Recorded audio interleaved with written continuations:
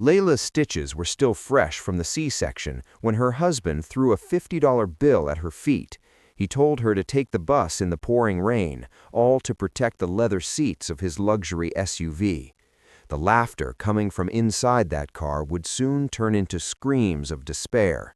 But that satisfying moment of collapse wasn't the beginning, it was the end of something that had been building for 2 years.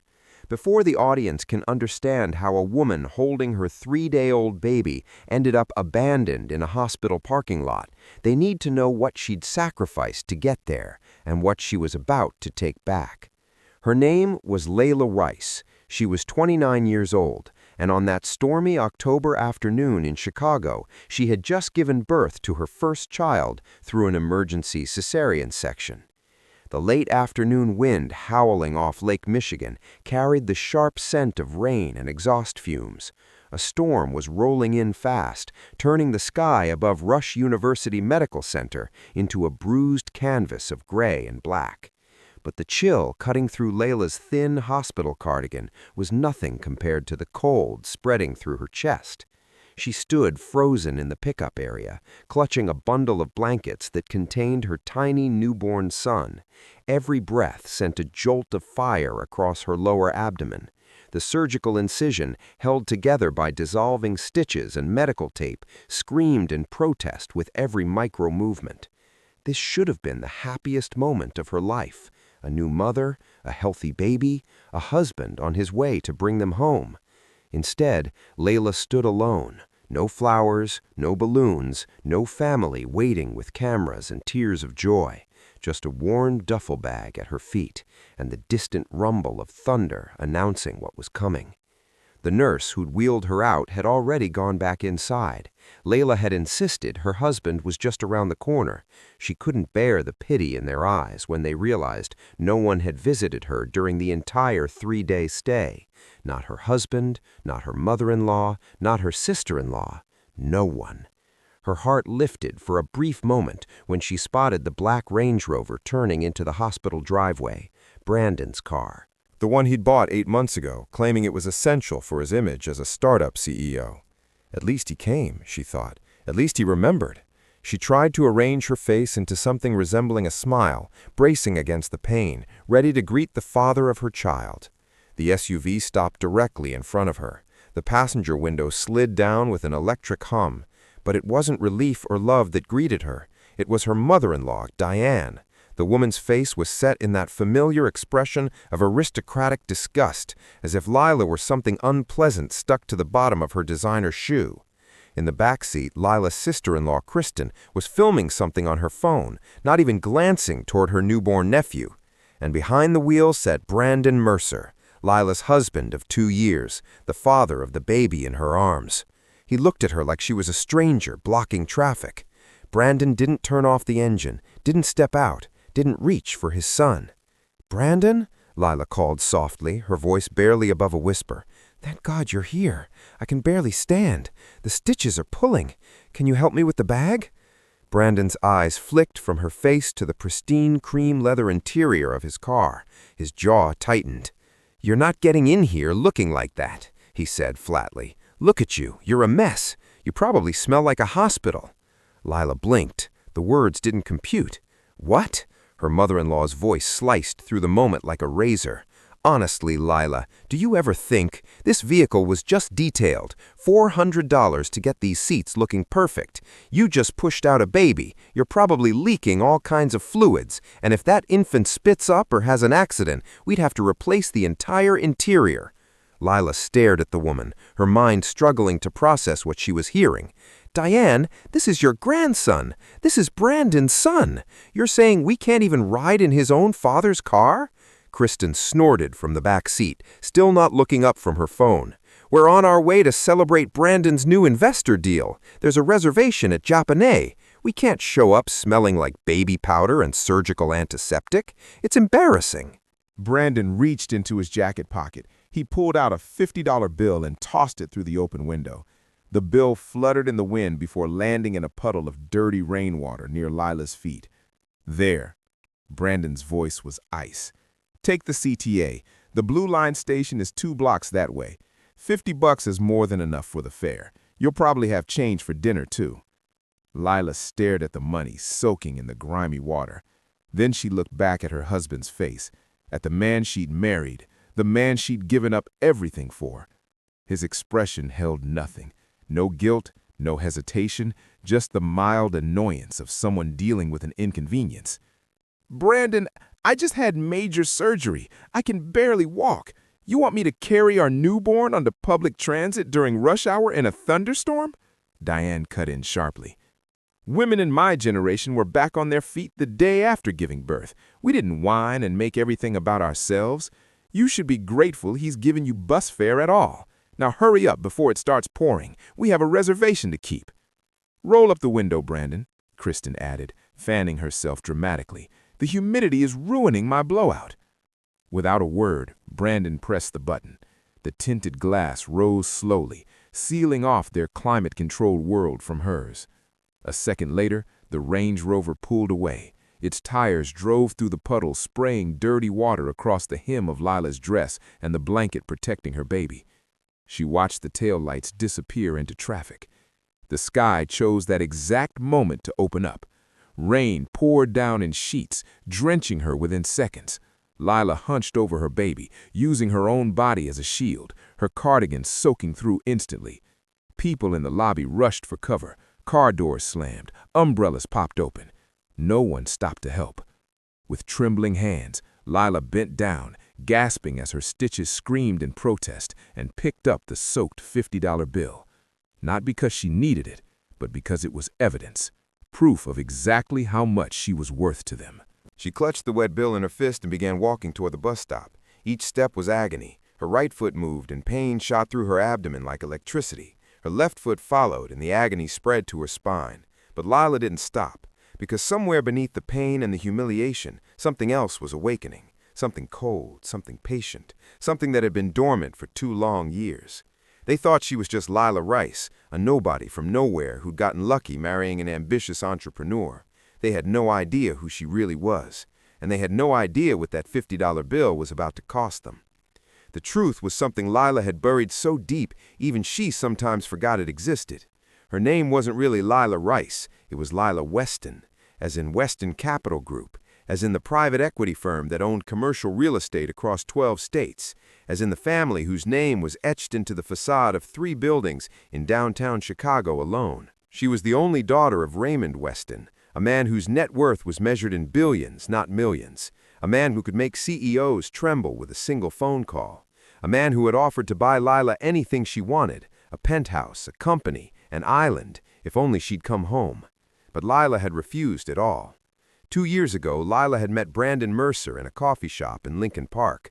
He didn't know who she was. She'd been wearing jeans and a simple sweater, nothing that screamed old money. Her last name was common enough that it didn't raise flags. Brandon had been charming that day, genuinely charming. He'd made her laugh with a self-deprecating joke about spilling his latte on his laptop right before a big presentation. His eyes had crinkled at the corners when he smiled. He'd asked for her number without any pretense, without any agenda, or so she'd thought. For the first time in her life, Layla had felt seen as just herself, not as Raymond Weston's daughter, not as an heiress, just Layla. She'd fallen fast and hard. When Brandon proposed 6 months later, she'd said yes with tears in her eyes. She told her father she wanted to build her own life, to be loved for who she was, not what she could provide. Raymond Weston had disagreed, strongly, but he loved his daughter more than his own judgment, so he'd made a compromise. He would watch from a distance, he would run background checks and keep tabs, and quietly, without Brandon's knowledge, he would ensure certain doors opened for his son-in-law's struggling logistics startup. The seed funding that came through at the last minute, Raymond's associate. The permits that were mysteriously approved overnight, Raymond's connections. The office lease in the Loop that Brandon couldn't actually afford, subsidized through a shell company owned by Weston Capital. Brandon Mercer thought he was a self-made success, a visionary entrepreneur pulling himself up by his bootstraps. In reality, he was a puppet dancing on strings he couldn't even see. And Layla had let it happen. She'd told herself it was for his confidence, for their future, for the marriage she so desperately wanted to work. But the marriage had started rotting from the inside within months. Brandon's charm faded once the ring was on her finger.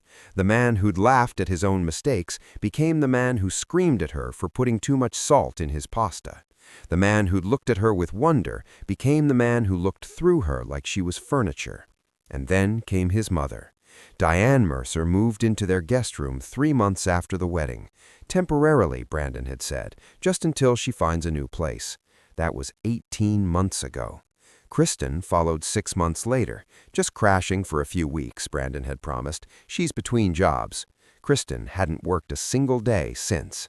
Layla had become a servant in her own home, cooking, cleaning, managing, all while Brandon's family criticized every dish, mocked her clothes, and reminded her every day how lucky she was that Brandon had settled for someone so plain.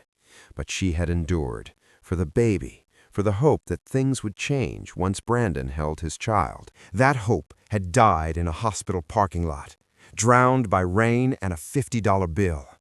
She didn't know it yet, but that crumpled, dirty bill would be the spark that burned Brandon's entire world to the ground. Before we continue, tell us in the comments which city you're watching from. Make sure to subscribe to the channel, and don't forget to rate this story from 0 to 10 at the end. Now, let's get back to Layla's story. The CTA bus was packed shoulder to shoulder with rush-hour commuters. Bodies pressed against bodies, the smell of wet wool, cheap cologne, and exhaustion filled the recycled air. The bus lurched and swayed with every pothole, every sudden stop, every red light. Layla stood near the rear doors, one hand gripping the overhead rail, the other cradling her sleeping baby against her chest. Her surgical incision throbbed with every movement of the vehicle. She could feel something warm and wet spreading beneath the bandage. The stitches were pulling, maybe tearing. She didn't care. Her eyes were fixed on her phone screen, watching the catastrophe unfold in real time.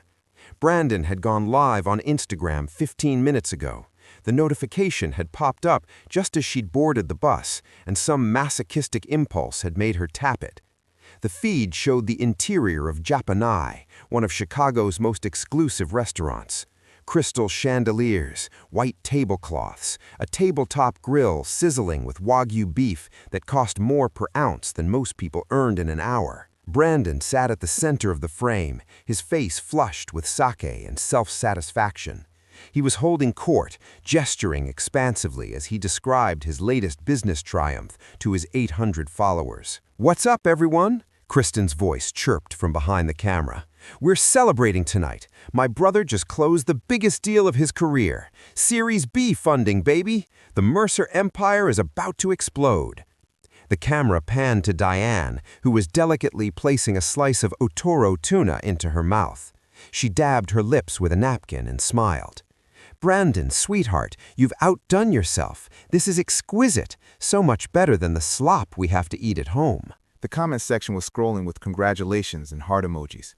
Layla's grip tightened on the rail until her knuckles went white. Someone in the comments typed, "Where's the wife? Isn't she supposed to be there?" Kristen read it aloud and laughed. "Oh, Layla? She's taking a little personal time. You know how new moms are, all hormonal and weepy. She'd just bring down the vibe. Right, Brandon?" Brandon grinned and shrugged. "What can I say? She wanted to be independent. Said she didn't need us hovering over her, so we're respecting her wishes. Besides," he leaned toward the camera conspiratorially, "between us, she doesn't really fit in at places like this. She gets overwhelmed by fancy menus. It's kind of embarrassing when I'm trying to network with investors." Diane nodded vigorously. "It's true, the girl has no social graces. I don't know what Brandon saw in her, honestly, but he's loyal to a fault. Too good for his own good."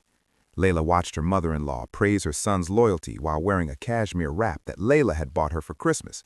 She watched her sister-in-law mock her while eating food paid for by accounts that Layla's father had secretly funded. Something shifted inside her chest. The pain was still there, the humiliation, the heartbreak. But beneath it all, rising like magma through cracks in stone, was something else entirely. Clarity. She minimized Instagram and opened her contacts, scrolled to a name she hadn't called in 2 years, Mr. Thornton. Her father's right hand, the man who managed the family's assets, security, and, when necessary, problems. Her thumb hovered over the call button for 3 seconds. Then she pressed it. The phone rang once, twice. "Miss Layla." The voice that answered was deep, controlled and utterly unsurprised. "We've been waiting for your call. Your father has been concerned. Mr. Thornton, I need your help. This is an emergency. Tell me what you need." Layla took a breath. The bus jolted over a pothole, sending a spike of pain through her abdomen. She didn't flinch. "Freeze everything," she said quietly. "Every asset my father provided to Brandon under my name. The supplementary credit cards, the corporate accounts, the car lease, the apartment subsidy, all of it. Now." A pause. Then the sound of rapid typing. "Understood, ma'am. Are you certain? This will have immediate and severe consequences for Mr. Mercer's operations." "I'm certain." More typing. "Consider it done. Within 3 minutes, all financial access linked to Weston Capital will be terminated. Is there anything else?" Layla's eyes drifted back to the Instagram live feed, where Brandon was now raising a glass of expensive sake, toasting to his own genius. "Yes," she said. "Every credit and debit card he's carrying right now, flag them as stolen. Make sure they can't be manually overridden. I want them declined, publicly." A moment of silence. Then, with what might have been the ghost of satisfaction in his voice, Mr. Thornton replied, "With pleasure, ma'am." What happened next would change everything. On the Instagram live feed, the mood at the table had shifted. Brandon had just signaled for the check, his face still glowing with the confidence of a man who believed he owned the world. The waiter arrived with a sleek black folder containing the bill. Brandon didn't even glance at the total. He simply extracted his Amex Black Card, the one he constantly bragged about to anyone who would listen, and handed it over with a flourish. "Put it all on here," he said to the camera. "When you're closing deals like mine, you don't even look at the prices." Kristen squealed and turned the camera to show the table covered in empty plates, the remnants of a $5,000 meal. "My brother is literally the most generous person ever," she gashed. The waiter stepped away to process the card. Layla watched, waiting, counting down. 3, 2, 1. On screen, the waiter returned. His expression had changed. The professional smile had been replaced by something more cautious. "I'm sorry, sir. There seems to be an issue with your card. It was declined." Brandon's grin faltered. "That's impossible. Run it again." The waiter complied and returned with the same answer. "I apologize, sir. The terminal shows 'Do not honor.' Perhaps you have another card." Brandon's face was starting to turn red. He fumbled through his wallet, producing 2 more cards. Both were declined. The atmosphere at the table had gone from celebratory to tense. Diane's smile was frozen. Kristen had lowered the phone slightly, but the live stream was still running. In the comments section, people were starting to notice. "LOL, did his cards get declined? Bro, this is awkward. Is this a bit? Please tell me this is a bit." Brandon was sweating now. He loosened his collar and forced a laugh. "Must be a system error," he said to the camera. "Probably a cyber attack on the banks or something." The restaurant manager appeared, a tall, silver-haired man in an impeccable suit. "Mr. Mercer, is everything all right? Perhaps we can step aside to discuss the situation privately." Brandon stood abruptly, nearly knocking over his chair. "There's nothing to discuss. Your machines are broken. Do you have any idea how much money I have?" The manager's expression remained polite but firm. "Sir, I assure you our systems are functioning perfectly. We've processed several transactions in the past few minutes without issue." Brandon's hand went to his wrist, to the Rolex Submariner he was always showing off. "Fine. Take this as collateral. It's worth $50,000. I'll come back tomorrow with cash." The manager examined the watch for a long moment. Then his eyebrows rose slightly. "Sir, I'm afraid I can't accept this as collateral." "Why the hell not?" "Because this watch is counterfeit." The silence that followed was absolute. On the live stream, someone in the comments wrote, "Fake Rolex exposed." Brandon's face had gone from red to white. His mouth opened and closed, but no words came out. Diane looked like she might faint. Kristen had finally stopped filming, but the damage was done. The manager produced a small notepad. I'll need to hold your driver's license and have you sign a promissory note for the balance of $5,247. You have 72 hours to settle the debt, or we'll be forced to pursue legal action." But that satisfying wasn't the only humiliation waiting for Brandon Mercer that night. Through the Western Family Security System, a GPS tracker and audio monitor installed in every vehicle they financed, originally designed for kidnapping scenarios, Layla could hear everything happening inside the Range Rover. The audio quality was crystal clear. Brandon was driving erratically, his breath coming in ragged gasps. Diane was sobbing in the passenger seat. Kristen was furiously deleting her social media posts in the back. "This can't be happening," Brandon kept muttering. "This can't be happening." His phone rang, the ringtone he used for important business calls. He answered on speaker. "Brandon, it's Mitchell Hayes." The voice was cold and clipped. "I'm calling to inform you that Lakefront Ventures is withdrawing our entire investment commitment, effective immediately." "What?" Brandon's voice cracked. "Mitchell, you can't do this. We have a signed term sheet. The money was supposed to hit our accounts next week." "The term sheet had contingencies, Brandon, and I've just been informed that your primary guarantor has rescinded all backing. Without Weston Capital's support, your company's risk profile is unacceptable. I'm sorry, this is business." The line went dead. Brandon slammed his palm against the steering wheel. "Weston? What the hell does Weston Capital have to do with anything?" His phone rang again. This time, it was his office. "Mr. Mercer, it's Amanda." His secretary's voice was shaking. "Something terrible is happening. There are people here from the IRS. They're seizing our computers. They're saying there's evidence of tax fraud and 18 months of unpaid lease obligations. The police are here too. They're asking for you." Brandon pulled the car to a screeching halt in the middle of the street. "Tell them I'm the CEO. I'm on my way. Don't let them take anything." "Sir, they're saying you're not the CEO anymore. The board removed you an hour ago. You don't have authority here anymore." The phone slipped from Brandon's fingers. Diane turned to him, mascara running down her cheeks. "Brandon, what is happening? What does Weston Capital have to do with your company?" And then, slowly, horribly, the pieces began to connect in Brandon's mind. "Weston," he whispered. "Weston Capital. The investor who always came through at the last minute, the permits that got approved overnight, the lease that was somehow affordable." His voice rose to a hysterical pitch. "Layla's name before we got married, her maiden name, what was it?" "I don't know," Diane snapped. "Rice? Something common. Why does it matter?" Brandon's hands were shaking so badly he could barely hold the wheel. "When I proposed, she told me about our aunt who worked for some big company downtown. She mentioned the name once, just once. I didn't think anything of it." He swallowed hard. "She said her aunt worked at Weston." Diane's face went gray. "You don't mean—" Kristen's voice came from the back seat, small and terrified. "Are you saying Layla is connected to Weston Capital, the people who own half of Chicago?" Brandon stared out at the rain-soaked street. "I threw $50 at her feet today," he said, his voice hollow. "I told her to take the bus. I told her she smelled like a hospital." He turned to his mother. "I think I just threw $50 at the daughter of a billionaire." The worst part? This was only the beginning. Layla closed the tracking app and leaned her head against the cold bus window. Outside, Chicago blurred past in streaks of rain and neon. The pain in her abdomen had faded to a dull throb, overpowered by something far stronger: purpose. For 2 years, she'd made herself small. She'd bitten her tongue when Diane criticized her cooking. She'd apologized when Kristen stole from her wallet.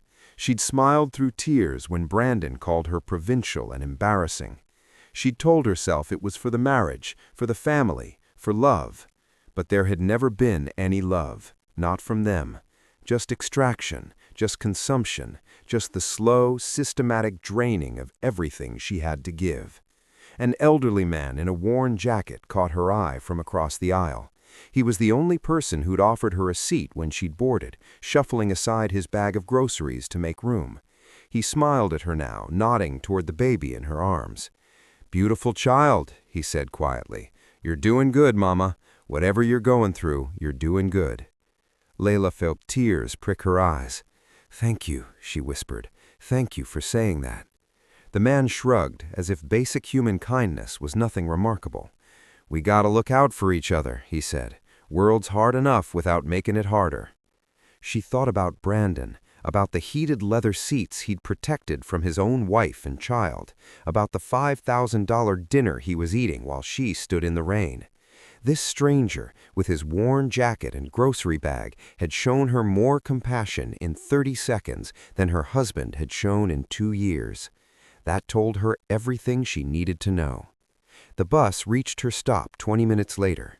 Layla stepped off into the drizzle, her baby still sleeping peacefully against her chest. The safe house, a brownstone apartment her father maintained for emergencies, was just 2 blocks away. She walked slowly, her body screaming with every step, but her mind was already racing ahead. Tomorrow there would be lawyers, divorce papers, custody arrangements. There would be press releases and board meetings and the systematic dismantling of everything Brandon Mercer thought he'd built. But tonight she would rest. Tonight she would hold her son and let herself feel the weight of what she'd survived. And tomorrow she would begin the work of making sure no one ever made her feel that small again. Her phone buzzed with a message from Mr. Thornton. All financial access terminated. IRS notification filed. Board removal complete. Your father sends his love and says, "Welcome home, Miss Weston." Layla smiled grimly. Welcome home indeed. She tucked the phone away and kept walking, the rain soft on her face, the future stretching out before her like an open road. Behind her, somewhere across the city, Brandon Mercer was just beginning to understand what he'd lost. But Layla didn't spare him another thought. He wasn't worth the energy. An hour later, a taxi pulled up to the gates of a mansion in the Gold Coast. The rain had softened to a steady drizzle, but the 3 figures who emerged from the cab looked like they'd been through a hurricane. Brandon's designer suit was wrinkled and stained with sweat. Diane's hair had collapsed into a frizzy mess. Kristen was still crying, her makeup smeared across her face like a sad clown. The cab driver had demanded cash up front after seeing their disheveled state. Brandon had been forced to empty his pockets, the last $47 he had. Now they stood before a wrought iron gate that rose 15 feet into the air. Behind it, a sprawling Georgian mansion sat on a manicured lawn, its windows glowing with warm light. A circular driveway featured a marble fountain at its center. This was the address Layla had mentioned once, years ago. An aunt who worked here, she'd said. Someone they could turn to if things ever got desperate. "Are you sure this is right?" Diane asked, her teeth chattering. "This looks like a senator's house. There's no way Layla knows anyone who actually lives here." "She said her aunt was a housekeeper," Kristen muttered. "Maybe they'll let us in through the servants' entrance or something. Give us some leftovers." Brandon pressed the intercom button beside the gate. A camera swiveled to focus on his face. "Yes?" A gruff voice crackled through the speaker. "Good evening. My name is Brandon Mercer. I'm related to someone who works here, Layla Rice, or someone with the last name Weston." A long pause. "I don't recognize those names, sir." "Please," Brandon's voice cracked. "We have nowhere else to go. It's raining. We have no money. If you could just ask if anyone knows a Layla." "One moment." They waited. Minutes passed. 5, 10, 15. The rain continued to fall. Their clothes were soaked through. Diane's lips had turned blue. Kristen was shivering so violently her teeth were audible. Brandon stared at the mansion beyond the gate, at the warm lights, at the dry, comfortable world just out of reach. This was what Layla had experienced this afternoon, some small voice whispered in his head, standing in the rain, waiting for help that wouldn't come. He pushed the thought away. Finally, a soft mechanical hum filled the air. The gates were opening. "Oh, thank God!" Diane gasped. "They're letting us in! Finally!" They stepped forward eagerly, expecting a butler with towels, a housekeeper with hot tea, some scrap of mercy. Instead, headlights blinded them. A car was approaching from within the estate. Not just any car. A Rolls-Royce Phantom, pearl white, gliding toward them like a ghost. Brandon stepped backward instinctively, pulling his mother with him. "That must be the owner," Diane whispered excitedly, trying to smooth her ruined hair. "Quick, look pathetic. Maybe they'll take pity on us." The Rolls-Royce stopped directly in front of them. For a moment, nothing happened. Then the rear window began to lower. All three of them leaned forward, preparing their most desperate expressions. The window opened completely, and there, bathed in the soft interior light of the luxury vehicle, sat a woman. She wore a champagne-colored silk gown that draped elegantly over her shoulders. Diamonds glittered at her throat. Her hair was styled in soft waves. Her makeup was subtle but flawless. And in her lap, wrapped in a cashmere blanket, slept a tiny baby. Brandon's legs stopped working. Diane made a sound like a wounded animal. Kristen dropped her phone into a puddle. The woman in the Rolls-Royce turned her head slowly to look at them. Her eyes were calm, cold, utterly devoid of mercy. She smiled. "Good evening, Brandon," Layla said. Her voice was soft, but it cut through the rain like a blade. "What are you doing outside my parents' house so late at night? Weren't you busy celebrating at a fancy restaurant?" "Your parents' house?" Diane's voice was barely a whisper. Her legs buckled. She collapsed onto the wet driveway, not in a faint, but simply because her body had forgotten how to stand. Brandon stared at his wife, his ex-wife, he realized, because there was no coming back from this, as if seeing her for the first time. The plain, mousy woman who'd shopped at Target and apologized for everything had vanished. In her place was someone who looked like she'd stepped off the cover of a magazine, someone who belonged in this mansion, in this car, in this world that Brandon had only ever pretended to inhabit. "Layla," he breathed, "I don't understand. How is this possible?" "You never asked," Layla replied, calmly. "You never cared enough to ask. You were too busy telling me I wasn't good enough. Too busy listening to your mother tell me I was worthless. Too busy building an empire on foundations you didn't even know existed." Brandon's mind raced backward through 2 years of memories. The mysterious investors, the impossible luck, the doors that opened just when they should have closed. "The startup wasn't really mine," he said slowly. "None of it was mine." Layla tilted her head slightly. "The office lease, the seed funding, the Series A, the permits, the contracts, all of it came through channels connected to my father, Raymond Weston. Perhaps you've heard of him." Brandon looked like he might vomit. "I didn't know." "No, you didn't, because you never looked at me long enough to see anything but a servant." From the ground, Diane began to crawl toward the car. "Layla, sweetheart, this is all a misunderstanding. I've always cared for you, you know that. I was trying to help you become more polished, more refined. It was for your own good." Layla looked down at her mother-in-law, at the woman who had thrown away her clothes, who had called her cooking slop, who had laughed while her grandson was left in the rain. "Daniel," Layla said to the driver, "roll up the window. The air out here smells like garbage." "No, wait, Layla, please." The window rose. The Rolls-Royce glided forward, passing them like they were nothing, like they were invisible. Through the rear window, Layla didn't look back, but she picked up the intercom connected to the gate security. "Let them inside," she said, "through the service entrance. I want them in the drawing room in 15 minutes. My father will want to see this." The Weston family drawing room was designed to intimidate.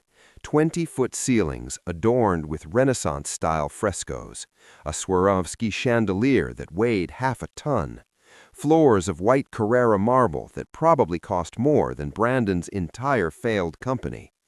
Layla sat in a velvet armchair, her legs crossed elegantly, holding a cup of chamomile tea. Beside her stood her father. Raymond Weston was in his 60s, but he radiated more power in his silk pajamas and robe than most men did in their finest suits. His silver hair was swept back from a face that had graced the covers of Fortune and Forbes more times than Brandon could count. The drawing room doors opened. 3 dripping, shivering, broken figures shuffled inside. They looked like drowned rats in a palace. Water pooled beneath their feet, staining the priceless marble. Diane started toward an Italian leather sofa. "Don't." Raymond's voice was quiet, but it stopped her mid-motion. "That sofa costs more than your son's failed company. I won't have you ruining it." Diane froze, then straightened up, trembling. Brandon stepped forward, his eyes fixed on Raymond. "Mr. Weston," he began, his voice cracking. "Sir, I had no idea. If I'd known Layla was your daughter, I never would have—" "Would have what?" Layla cut in coldly. "Treated me like trash? Told me I wasn't good enough to sit in your car? Thrown $50 at my feet 3 days after I gave birth to your son?" Brandon's face crumpled. "I made a mistake. I was stressed. The business, the pressure." "Your business," Raymond interrupted, "was my business. Every dollar that flowed through your accounts came from my network. Every success you celebrated was manufactured by my team. You were never a CEO, Brandon. You were a project, an investment in my daughter's happiness." He stepped closer, towering over his son-in-law. "And you failed spectacularly." Raymond tossed a thick folder at Brandon's feet. Documents spilled across the marble. Bank transfers, property deeds, investment records, every thread of the puppet strings that had held up Brandon's illusion of success. 2 years, Raymond said quietly. For 2 years, I watched my daughter sacrifice her identity to be loved by you. I provided everything you needed to build a life together, and in return, you treated her like a servant. You let your mother abuse her. You abandoned her in the rain with a newborn baby. He leaned close to Brandon's face. You threw $50 at a Weston heir like she was a beggar. Brandon dropped to his knees. Tears streamed down his face. "Please," he sobbed. "I'll do anything. I'll change. Just let me see my son. Let me be part of his life." Layla stood slowly. She walked toward her husband, her heels clicking against the marble like a countdown. She stopped directly in front of him, looking down at the man she'd once loved. "Your son?" she repeated softly. "When I was holding him in the pouring rain at that bus stop, what did you consider him then? A burden? An inconvenience?" Her voice hardened. "You said the leather seats of your car were more valuable than your newborn child. You said we smelled like a hospital. You threw $50 at my face while your mother laughed." She crouched down to meet his eyes.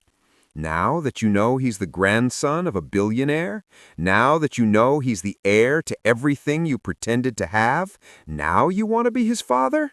Brandon reached for her hand. "Layla, please, we can start over. We can—" She pulled away and stood. "Mr. Thornton," she called. A tall, broad-shouldered man in a dark suit appeared from a side door, flanked by 4 security guards. "Yes, Miss Weston. Escort them out. They take nothing from this property, not a towel, not a glass of water. And if any of them ever comes within 100 yards of this estate or my son, have them arrested for trespassing." "Understood, ma'am." The guards moved forward. Diane screamed as she was pulled to her feet. Kristen sobbed hysterically, babbling apologies that no one was listening to. Brandon tried to cling to a table leg, but the guards were stronger. He was dragged across the marble, leaving a wet streak behind him like a slug's trail. "Layla, you can't do this!" Brandon's voice rose to a shriek. "I'm your husband. I have rights. I'll sue you. Raymond laughed. It was not a kind sound. "Sue us? With what money? With which lawyers? Son, by tomorrow morning you won't be able to afford a cup of coffee, let alone legal representation." The great doors swung open. The guards hauled the 3 of them out into the rainy night. The doors slammed shut. Silence fell over the drawing room. Layla stood motionless, staring at the wet footprints on the marble, at the scattered documents, at the closed doors. Her father's hand settled gently on her shoulder. "You were magnificent," he said softly. "I'm sorry I let you suffer for so long. It's over now." Layla leaned into her father's embrace. "It's not over, Dad," she whispered. "This is just the beginning." 3 years later, Chicago glittered beneath a clear autumn sky. The magnificent mile was packed with tourists and shoppers, everyone bundled against the crisp October wind. A pearl-white Bentley Mulsanne glided down Michigan Avenue, its tinted windows reflecting the endless parade of luxury storefronts. Inside, Layla Weston sat in the back seat, her 3-year-old son Ethan on her lap. The boy was bright-eyed and curious, pointing at everything that caught his attention. "Mommy, look! What's that big picture?" Layla followed his gaze. They had stopped at a red light near Water Tower Place, and there, on a massive digital billboard, was her own face. The image showed her in a tailored navy suit, standing in front of the Chicago skyline. The headline read, "Layla Weston, Businesswoman of the Year, Building Empires, Breaking Barriers." The footage cut to a clip from her Forbes interview, where she discussed the Weston Foundation's new initiative providing legal aid and startup funding for survivors of domestic abuse. "That's Mommy," Ethan said excitedly. "Mommy's on the big TV." "That's right, sweetheart," Layla smiled.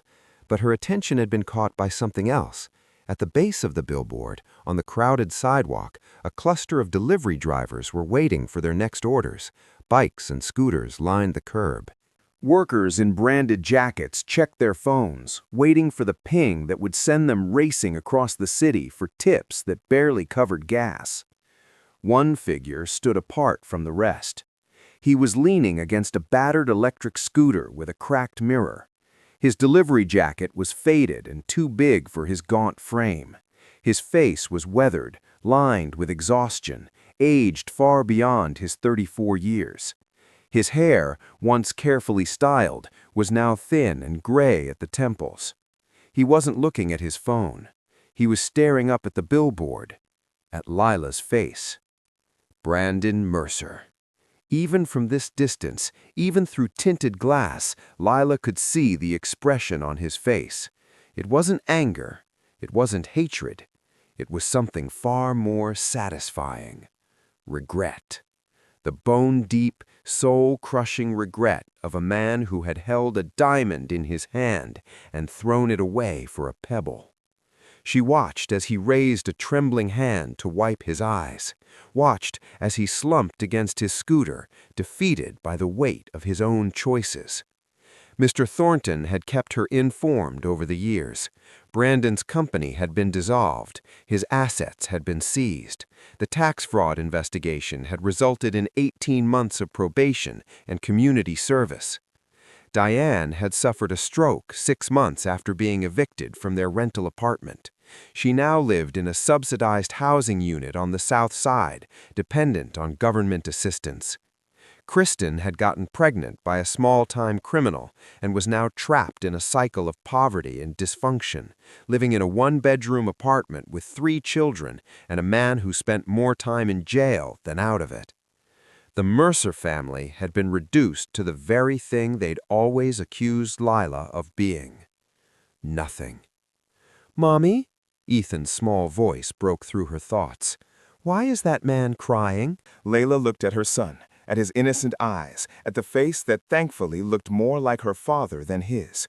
"He's not crying, sweetheart," she said softly. "He just got some dust in his eye, dust from a past he built himself." The light turned green. "Let's go, Daniel," Layla said to the driver.